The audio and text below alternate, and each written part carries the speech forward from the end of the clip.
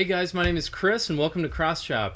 Today I'm bringing you a new pickups video consisting of more than 30 games across 10 systems. There's also going to be 9 new amiibo figures and some other accessories, as well as some awesome Legend of Zelda stuff that you Zelda fans won't want to miss. Let's take a look. I figured the best way to proceed through this one would be to go chronologically from past to present. So we'll start off with the NES. I only got one NES game between, I guess, Christmas time and now.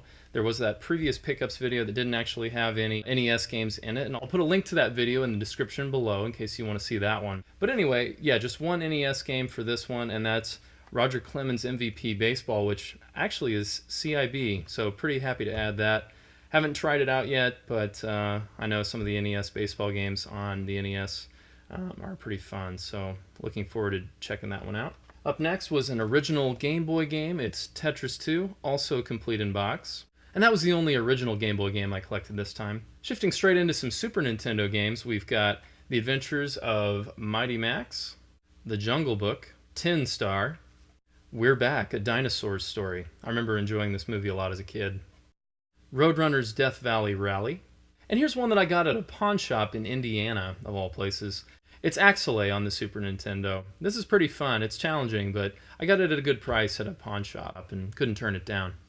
And lastly, the Super Nintendo title I'm most excited to add, not necessarily because of the quality of the game, but because of the quality of the packaging and product itself. It's an okay game. I've only played through the first level or so. You play as Uncle Fester, and that's Addams Family Values. And this box is in great condition, looks really good, seems almost untouched by time. But yeah, always happy to add Super Nintendo games to my collection.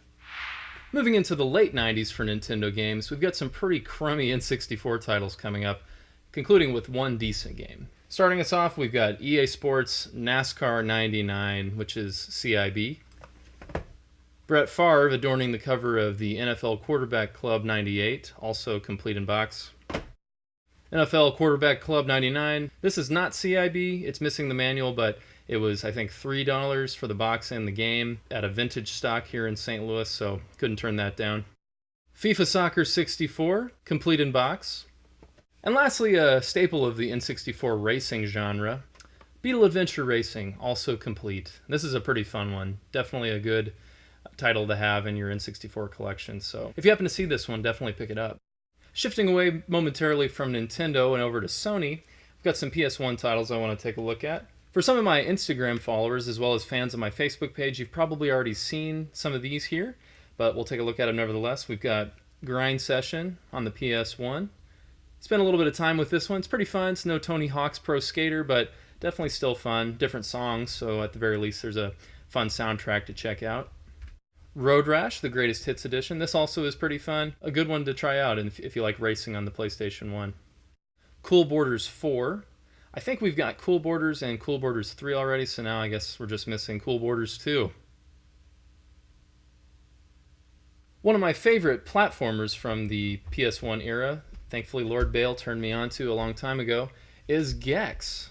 And lastly for these PS1 titles, we've got Dino Crisis, a Capcom game, and kind of a spiritual successor of the first Resident Evil, first 2 Resident Evils maybe on the PS1. Have never played this one. I've always kind of wanted to, so glad to have this one as well. And that full set came from a vendor mall in Indiana. I got all 6 of those games for I think a total of about $20. The last cartridge-based title for this pickups video, and the only handheld one, is going to be Lufia, The Ruins of Fate. Lufia, The Ruins of Lore, made by Atlas. I know there were some good entries on the Game Boy Advance, so I hope to spend some more time with this one in the future. I only picked up one original Wii title this time around, and that was Pandora's Tower. I was really glad to add this one because it completes my set of that sort of trilogy on the Wii, the Xenoblade Chronicles, The Last Story, and then of course Pandora's Tower here. Those were 3 kind of uncommon Wii games that a lot of people petitioned to bring to the United States, and eventually Nintendo of course did, and there was much rejoicing. The end of winter moving into spring has been kind of hit or miss here lately, but it's been a good time for me to pick up some deals on some PS3 games that I didn't have, many of which I wasn't necessarily looking for, but they're kind of less high profile games, pretty cheap. Some of them are pretty crappy. Nevertheless, I picked some up. A lot of these were from GameStop at really good prices. So without further ado, let's take a look at those. First up, we've got Two Worlds 2, which from the artwork on the back and the description seems pretty cool, and I know reviews were decent enough for it, so I'm a big fan of large-scale action RPGs like Skyrim and Fallout and Dragon Age, things like that, so pretty excited to spend some time with this one. X-Blades, which looks pretty stupid, and I think the reviews were pretty poor for it too. Similarly, Kung Fu Rider on the PS3 is purportedly really bad as well. Nevertheless, again, it was $1 or $2, so I decided to grab it. Brutal Legend, a game I honestly had been wanting to play. I know it's got a high-profile cast of voice acting, including the likes of Jack Black, cameos with Ozzy Osbourne, and focuses on heavy metal and action-oriented combat. So actually kind of excited for this one. I think the reviews were decent enough on it too. An early PS1 game called Legendary, which supposedly sucks pretty bad too. Heavenly Sword, which is known as kind of a stylish action game, I think. Similar to Bayonetta and Devil May Cry, things like that. Supposedly, however, it was known for having a much better narrative than some of those other titles, some of those other series. This next one was on some people's Game of the Year lists for, I think, 2012 maybe, and that's XCOM Enemy Unknown. Some of my friends said this is a lot of fun, so I was glad to get this at, I think, $8. This PS3 game came along with the PS1 games I showed a minute ago. It was sealed, brand new, normally still sells for, I think, $16 to $20, somewhere in that range, and I got it for $8, and that was Street Fighter X Tekken on the PS3. I've always really liked the Street Fighter characters. I'm not great at those games, but I really enjoy playing them and getting my butt handed to me by people more skillful than I. Another GameStop find. This one was pretty cool to grab, and I knew I needed to pick it up when I had the chance for this price. It was a new copy of Beyond Two Souls featuring Ellen Page, Willem Dafoe, from the makers of Heavy Rain, the development team called Quantic Dream, and the kind of the auteur, if you will, David Cage. It's the Steelbook edition. And the final PS3 title, also very glad to have this at the price I did. I think I only paid $8 to $10 maybe for this one, was the kind of the box set of Killer is Dead by Grasshopper Manufacturer and Suda51. I haven't yet played any of his games. I know they're controversial. They're known for their stylistic choices and kind of a certain tone and atmosphere to them. But really happy to have this one. It's a really nice set. Taking a quick break from video games themselves, I'd like to look at some figures and accessories that I recently acquired. First up is going to be the white Wii U Super Smash Bros. Controller from Japan. I actually did an unboxing video of this pretty recently, so I'll put a link to that in the description text below this video. It's a run-of-the-mill GameCube controller. It's got a much longer cord, which I really like. Super snug. The analog sticks and buttons are all very tight. Pretty awesome. I did grab a couple more World of Nintendo toys, including the large Wario. I'd been looking for him for a little while, and supposedly he was kind of uncommon. Then suddenly I started seeing him everywhere. Wound up grabbing one at Target pretty recently.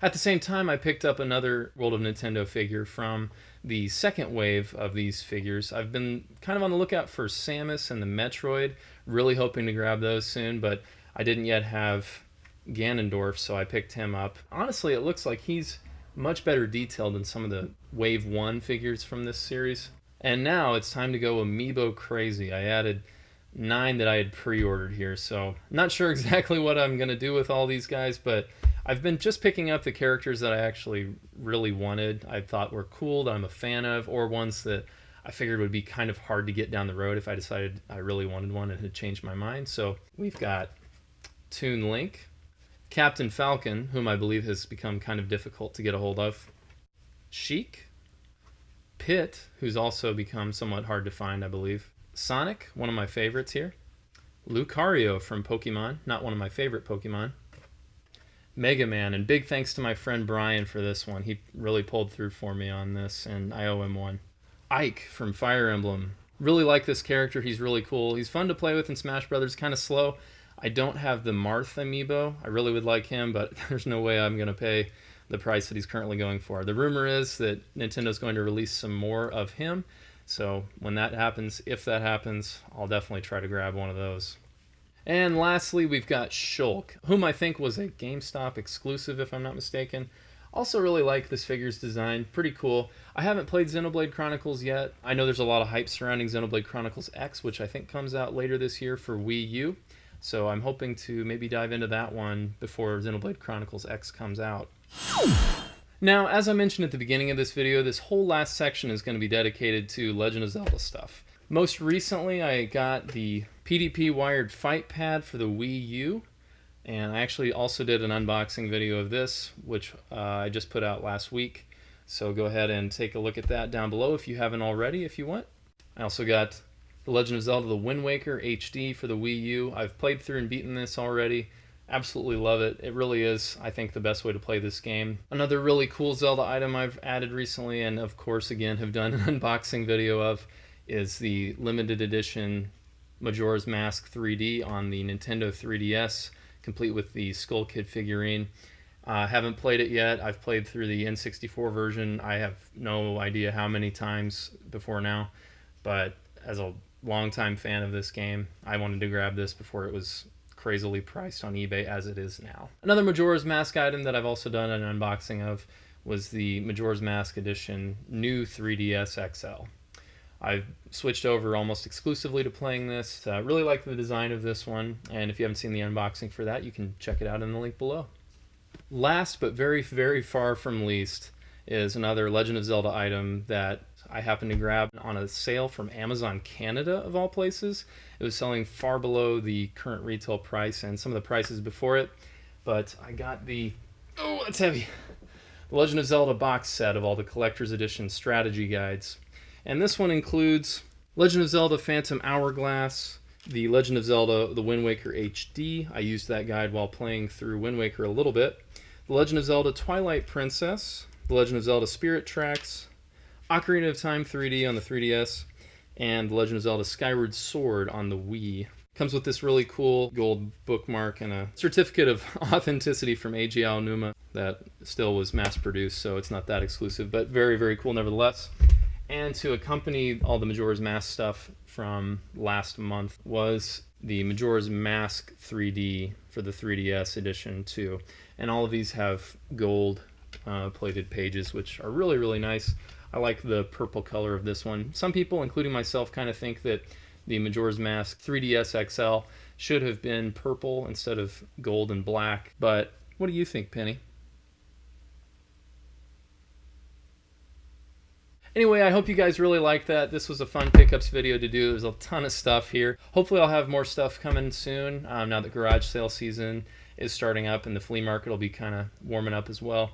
So what was your favorite item that you saw in this video today? Have you found some pretty cool stuff recently too? I'd love to hear about it. So if you'd like, leave a comment below. And if you enjoyed what you saw today, please subscribe. Take care.